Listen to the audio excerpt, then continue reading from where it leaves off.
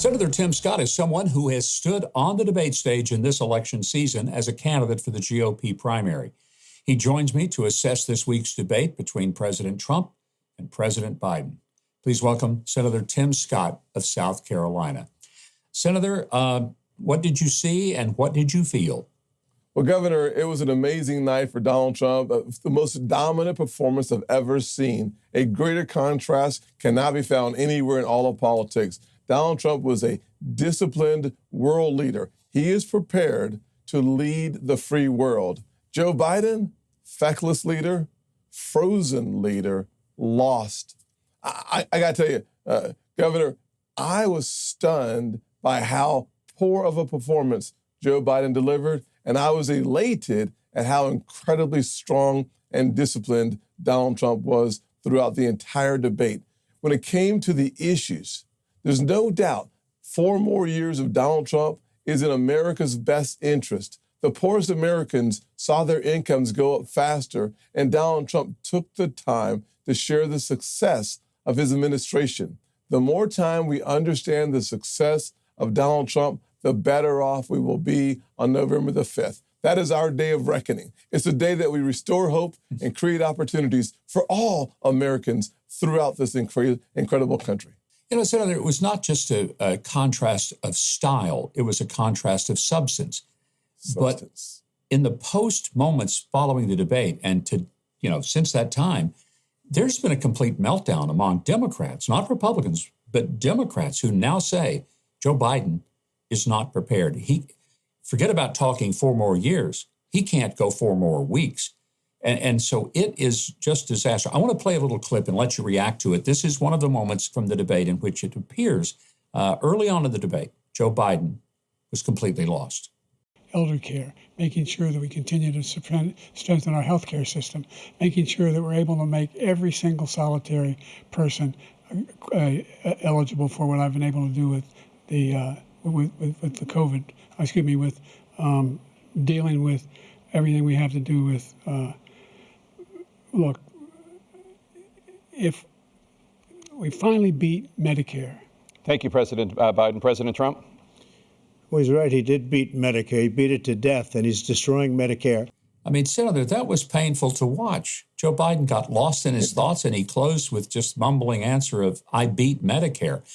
Donald Trump had a brilliant reaction to that. I'm sure you were in Atlanta with the president, so you saw a lot of the reaction of the people with the president. When that happened, what did people in the room do? How did they react to that? It was almost like the gasp, like you cannot believe that this is live TV watching the current president of the United States implode on national television. Democrats are scrambling without any question. The media was deflated, Mike, without any question. I saw real time that the national media seems to be an extension of the Democrat Party. They were deflated. Walking around the spin room, it was cold as ice for one reason. Their person, Joe Biden, laid an egg. Simple. He was like a goose lost in a rainstorm, a deer caught in the headlights. I cannot think of a more profound impact of any debate in my lifetime than last night. But at the same time, it wasn't simply the failure of Joe Biden. It was the success of Donald Trump. Donald Trump was presidential. He was disciplined. He focused on the American people. He focused on vulnerable communities throughout this country. But he united the country. He said it before, and I'll say it now. Success begets success. It's one of the reasons why 4 more years of Donald Trump is 4 more years of success for the American people, low unemployment, low inflation, and high enthusiasm for our people. I do think, Senator, that there was one great moment in the debate for Joe Biden, and that's after it was over, he went to Waffle House. That was the best thing that he did in the entire evening, was to go to a place you and I are both quite familiar with and have a deep affection for, the great Southern staple Waffle House. But other than that, I mean, it was just a bad night for him. But that aside, I thought President Trump did a superb job of never taking the bait when Joe was trying so hard to goad him into getting angry and reacting, and it just never worked. President Trump maintained a presidential stature. Well, Governor, you're 100% right. The only problem with him going to Waffle House last night, by the way, is he thought he was in North Carolina and not in Georgia at that Waffle House. But I will say without any question that our candidate, Donald Trump, was fantastic. Disciplined, staying focused, talking about the issues. Actually, even saying at the end, we ought not be talking about golf. This is a waste of time. The microphones didn't catch it, but if you rewatch that part of the debate, it was clear President Trump wanted to talk about America's future, not golf. And that's the kind of performance we as conservatives can be proud of. Frankly, as Americans, we can be proud of that. Governor, let me just say this one point. The big loser last night was America.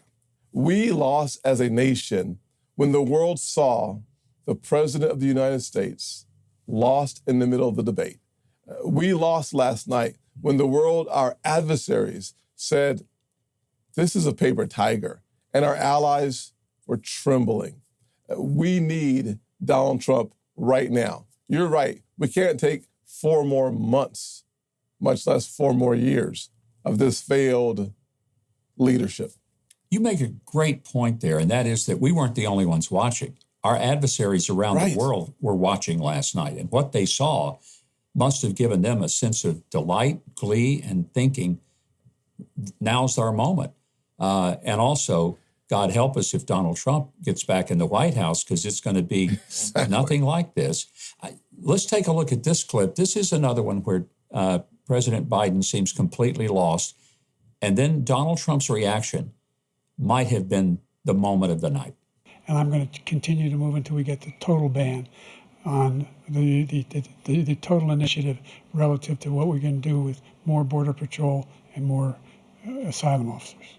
President Trump? I really don't know what he said at the end of that sentence. I don't think he knows what he said either. Look. I mean, that was just classic. That was almost up there with Ronald Reagan's line of, I'm not going to make age a matter in this and exploit my opponent's youth, when he did that to Mondale. But that, I thought, summed up the contrast last night. I want to mention this. You and I have both been on numerous presidential debate stages. There is a problem when people are over-prepared. They have a room full of people who pound them with all this information. Yes. Joe seemed like he had so many people screaming in his head for weeks, and then suddenly he's on that stage, but he can't call up all the stuff that's there. And that's what it appeared like, but he cognitively was not in control. What was your reaction to just that sense that he did not have a clear game plan going up on that stage? Well, Governor, it's very clear to me that 7 days at Camp David were 7 wasted days. If he spent 7 days preparing for last night, the entire camp should be ashamed of themselves. It was a terrible, dismal performance for the President of the United States. But once again, it was a bad night for America when the world saw how bad he is. Number 2, his lucidity is not my concern. Certainly, we can have a long conversation about, is there any there? But more importantly, from my perspective, if you replace Biden, you're going to have another dyed-in-the-wool liberal who believes that stepping towards socialism is somehow in America's best interest. You're going to have another person who simply says that inflation was 9% in January of 2021, telling the lie that it never was. It was 1.4% coming out of the Trump administration. We need to realize that the problem of the Democrats is not simply Joe Biden. It's the philosophy that undergirds the direction they want to take our country. And it doesn't matter who the candidate is. Joe Biden and the Democrats have sold out to liberalism and to elites on the left that will be devastating, having devastating impact on the rest of the country. I think that was a point well made. Even if Joe's not the nominee, whoever the Democrat is, the policies will be just as bad. Senator, great to have you with me. Thank you so much. I hope that we'll continue to see a great momentum moving this country forward.